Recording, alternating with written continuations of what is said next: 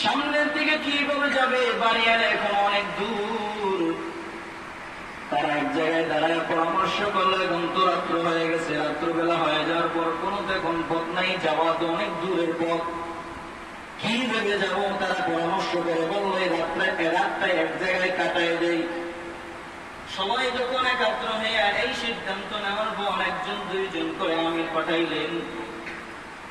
সামনের দিকে একজন মানুষ দেখা যায়, ওখানে যে জিজ্ঞাসা করবেন ভাই আমাদের তো রাত্র হয়ে গেছে, তো যাওয়ার জায়গা নাই, আমরা একটু আশ্রয় নেব, কোথায় আশ্রয় নেওয়া যায়? যাই তখন সামনে জিজ্ঞাসা করলেন, নিজেদের কাছে জিজ্ঞাসা করলেন, তারা হলো বিদ্রোহী কাফের। তাদের কাছে জিজ্ঞাসা করার পর তারা আলোচনা করলেন, মুসলমানদেরকে তো মারার জন্য কোনো ফাঁদ পাই না, মারতে তো কোনো ইতেই পারি না, এদের ইমান বড় তাজা। এই তাজা ইমান হয়ে যখন রাস্তায় বের হয় আর নারায়ে তাকবীর আল্লাহু আকবার স্লোগান দেয়, সব বাতিল মুরতাদ বিদ্রোহীরা পালানোর জন্য রাস্তা খুঁজে বের হয়। যখন এই কথা বললেন ওই কাফেররা, তাদেরকে আমরা মারতে পারি না, তো এই একটা সুযোগ আসছে, এই রাত্রবেলা তারা যখন থাকবে, তাদেরকে যদি আমরা একটা জঙ্গলা দেখাই দিই, বাঘ ভাল্লুক সিংহ যেই জায়গায় আছে ওই জায়গাটা যদি আমরা দেখাই দেই, তাহলে ওখানে যখন ঢুকার সাথে সাথে সিংহে কামড়াবে, বাঘে কামড়াবে, সাপে কামড়াবে, এর বেশি তারা ধ্বংস হয়ে যাবে। জোরে কন্যা নজরুল্লাহ। হেফাজতের মালিক কে? জোরে কোন কে? আপনার আমাকে বাঁচায় রাখছেন কে? জোরে বলেন। সবাই কয় না, এখানে অনেক মানুষ। যদি জোরে বলেন দোকানদারের সব কিছু বন্ধ হয়ে যায়। আপনাকে আমাকে রিজিক দেয় আল্লাহ, আপনাকে আমাকে খাওয়ায় আল্লাহ, আপনাকে আমাকে সম্মান দেয় আল্লাহ, আপনাকে আমাকে সুস্থ রাখেন কে? আল্লাহ তো হেফাজতের মালিক। সাহাবীদেরকে যখন বললেন আপনাদের জন্য অমুক জায়গায় একটা জঙ্গলায় আছে, ওই জঙ্গলার ভিতরে থাকতে পারেন, ওখানে ভালো ব্যবস্থা আছে, তারা সবাইকে দিয়ে বললেন আমাদেরকে একটা জঙ্গলের ভিতরে জায়গা দেখাইলেন, ওখানে যাইতে বলছেন। যখন আমিরকে বললেন, দলের ভিতরে একজন আমির আছে না নাই? আমিরকে বললেন আমাকে অমুক এক জায়গায় জঙ্গলায় থাকতে বলছে, ওখানে নাকি জায়গা আছে। আমির বললেন চলো। তারা এক এক করে তাবলীগের ন্যায় কাতার দিয়ে যাইতেছেন, এক এক করে সামনের দিকে জঙ্গলার ভিতরে যখন ঢুকতেছেন, জঙ্গলার ভিতরে যখন ঢুকে যখন অর্ধেক গেলেন বা 3 ভাগের 1 ভাগ গেলেন, যাওয়ার পর কানের ভিতরে শুনতেছে জঙ্গলার ভিতরে সিংহের আওয়াজ, কানের ভিতরে শুনতেছে জঙ্গলার ভিতরে ফোঁস ফোঁস করে জাতি সাহেবের আওয়াজ, কানের ভিতরে শুনতেছে বাঘের আওয়াজ। ওই দলের ভিতরে যারা আছে সাহাবীরা বলতেছে আমাদের লিডার এটা কোথায়? আমরা যদি দেখি জঙ্গলার ভিতরে সিংহ বাঘ ভাল্লুকের আওয়াজ হয়। ধরেন আমরা দুনিয়ার ভিতরে একটা গঠন করলাম, একদল লোক গেলাম ধরেন সেন্টারে, এখান দিয়ে বলি উদাহরণস্বরূপ, সেন্টারে গেলাম, পথের ভিতরে দেখলাম রাস্তার ভিতরে আগুন জ্বলে, আগুন জ্বলার পর ওই রোড দিয়ে যদি যাইতে হয় তাহলে তো শরীর পুড়ে যাবে, শেষ হয়ে যাব, ঠিক না? সামনের দিকে যারা যাইতেছে আর দেখবেন দলের ভিতরে যে আমির থাকে সেই থাকে পিছনে, ঠিক না? সামনে যখন আগুন জ্বলে আগুনের ভিতর দিয়ে যাবো, শরীর তো সব পুড়ে যাবে, যাইতে পারবো না। সামনের দিক হতে বললাম, আমির সাহেব কোথায় নিয়ে যাচ্ছে?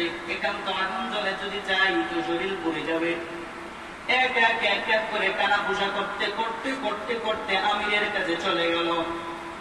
ওই সাহাবীরা বলতেছেন আমির কোথায়? আল্লাহ জঙ্গলার ভিতরে তো বাঘে আওয়াজ দিতেছে, সিংহতে আওয়াজ দিতেছে। জোরে সুবহানাল্লাহ বলা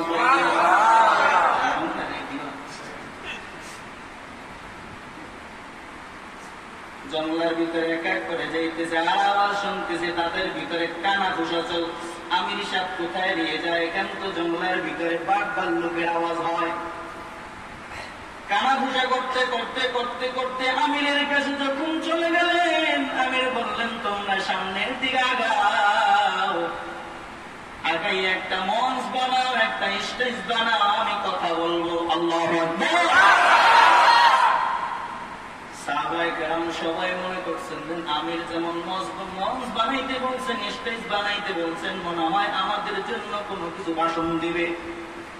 যদি প্রধান কেউ যদি বলে একটা মঞ্চ বানাই, ধরেন সাধু সুতরাং আপনাদের ইমাম সাহেব আপনাদেরকে নিয়ে যদি বলে আজ আসরের পরে এই রাস্তার এখানে ছোট্ট একটা মঞ্চ বানাবেন, আমি কথা বলবো, আর আপনারা ভাববেন কি ইমাম সাহেব বা অন্য কোথা দিয়ে একজন হুজুর হিসেবে বড় কথা বলবে, ঠিক না? আমির সাহেব যখন বললেন এই বানজঙ্গলের ভিতরে একটা মঞ্চ বানাও, একটা স্টেজ বানাও, সাহাবায়ে মনে মনে ভাবলেন মনে হয় আমাদেরকে মনে হয় কিছু নির্দেশ দেবেন বা আমাদেরকে কথা বলবেন। যখন স্টেজ বানানো শেষ, আমির সাহেব উঠা দাঁড়াইলেন আর জঙ্গলার চতুর্দিকে তাকাইলেন। সুবহানাল্লাহ। জঙ্গলার চতুর্দিকে তাকাইয়া এক এক করে বলতেছেন, হুমকি দিতেছেন, হে সিংহের দল, হে বাঘের দল, হে সাপের দল, হে জীবজন্তুর দল, তোরা শোন, জঙ্গলার ভিতরে আমরা কারা আসছি জানুনি? আমরা একজনের দল, তিনি হলেন দোজাহানের বাদশা, আখিরি জামানের পয়গম্বর মুহাম্মদুর রাসূলুল্লাহ সাল্লাল্লাহু আলাইহি ওয়াসাল্লামের দল আমরা এখানে আসছি, সেই নবীর সাহাবীরা আসছে। আমরা আজ রাত এই জঙ্গলার ভিতরে থাকবো, তোরা সব সিংহ আর বাঘ ভাল্লুক বাচ্চা নিয়ে এই জঙ্গলা থেকে বের হয়ে যা।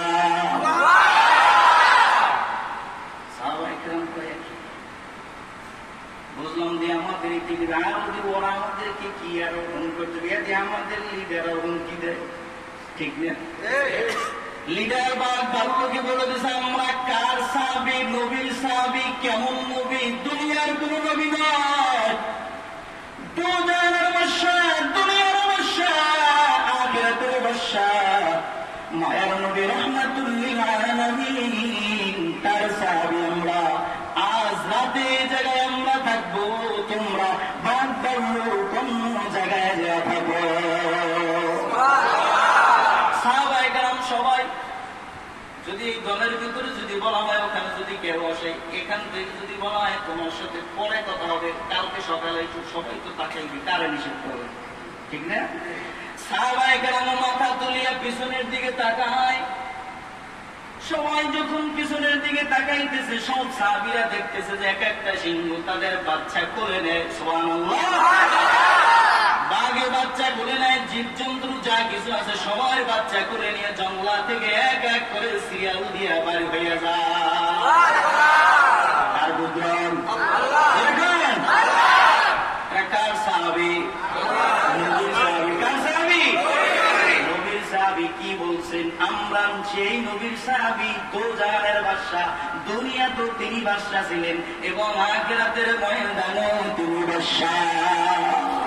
কেমন তিনি বাদশা? আখিরাতের ময়দানে সব নবীরা ওই কিয়ামতের ময়দানে ইয়া নাফসি ইয়া নাফসি বলে কাঁদবেন, আর আমার নবী সিজদায় দিয়া বলবেন ইয়া উম্মতি ইয়া উম্মতি। যখন নবী কাঁদবেন আল্লাহ বলবেন দোস্ত রে মাথা উঠান, আপনি যদি কাঁদেন আমি বড় কষ্ট পাই, আজ আপনি যা বলবেন আমি তাই করব। নবী মাথা তুলিয়া বলবেন আমার একটা গুনাহগার উম্মত যেন জাহান্নামে না যায়। শুধু তাই নয়, নবী যে মেরাজ করছেন, মেরাজ আল্লাহর পাশে চেয়ারে বসছেন, সেখানে যাইয়া ওই উম্মতকে বলে নাই, সেখানে যাইয়া বলছেন আত্তাহিয়াতু লিল্লাহি ওয়াস সালাওয়াতু ওয়াত তাইয়্যিবাতু ওয়াসসালামু আলাইকা আইয়ুহান নবী। বলছেন না এই নবী সাহাবী উম্মতের কথা বলে নাই, সেখানে আল্লাহর কাছে দোয়া করে আসছেন এই উম্মতকে যেন জাহান্নামে না যায়। কেমন নবী পাইলেন? সেই নবীর সুন্নাত আমাদের ভিতরে নাই, সেই নবীর ভালোবাসা আমাদের ভিতরে নাই, সেই নবীর সুন্নাত আমাদের কারো ভিতরে নাই।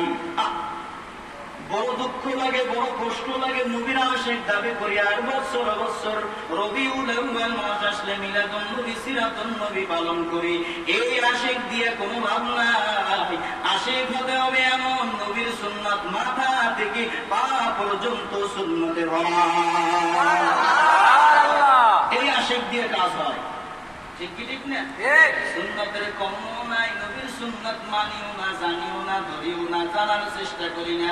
রবিউল আউয়াল মাস আসলে বলি নবীর আশিক আশিক, ওই আশিক দিয়া কোনো কাজ হয় না। ঠিক কি ঠিক না? আসেনি এমন আশেক? থাকলে কি হয়ে যায়? আশেক বানান এমন নবীর সুন্নাত মাথা থেকে পা পর্যন্ত এ বড় নবীর বড় আসবে। ঠিক কি ঠিক না? সাহাবায়ে কেরাম লিডার যখন বললেন বাঘ খেলা আছে যেমনি যাই স্মরণ রাখবে, বাঘ তোমরা চলে যাও, জঙ্গলা থেকে এক এক করে চলে যায়। যাইতে যাইতে যাইতে যাইতে সব যখন চলে যায়, একটা বাঘ লাস্টে যাইতেছে, আর ওই দলের ভিতরে একজন লোক সবার দেরিতে ঢুকতেছে। প্রশ্ন আছে সবাই যখন দলে গেছে, একজন লোক দেরিতে ঢুকলো কেন? দেখবেন তাবলীগের ভিতরে মুরব্বীরা যায়, যায় কি যায় না? শরীরের ভিতরে বল নেই, শক্তি নেই, তার যে বোঝা আছে জামা কাপড় বিছনা বাড়ি কিনে টানতে পারে না, কষ্ট হয়।